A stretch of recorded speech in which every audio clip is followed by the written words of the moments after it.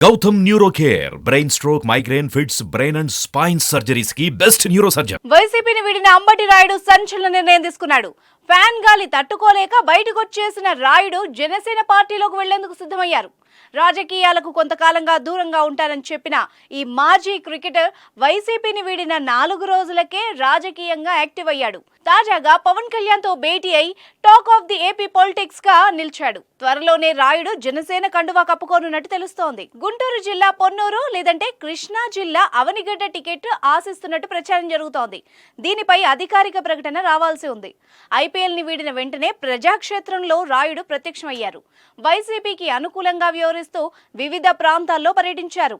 మహిళలు, విద్యార్థులతో పాటు అన్ని వర్గాల ప్రజల సమస్యల్ని అడిగి తెలుసుకున్నారు. ఈ క్రమంలో సీఎం జగన్ మోహన్ రెడ్డి వైసీపీ ప్రభుత్వం సంక్షేమ పథకాలపై ప్రశంసల్ని కురిపించారు. అనంతరం జగన్మోహన్ రెడ్డి చేతుల మీదుగా వైసీపీ కండువా కప్పుకొని పార్టీలో చేరారు. అయితే ఇంతలోనే ఏమైందో తెలియదు కానీ 10 రోజుల్లోనే ఆయన వైసీపీని వీడి సంచలనం సృష్టించారు.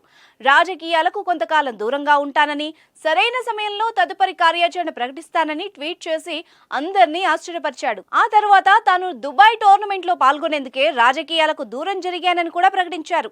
కానీ ఇంతలోనే జనసేన వైపు చూడడం ఆసక్తి రేపుతోంది.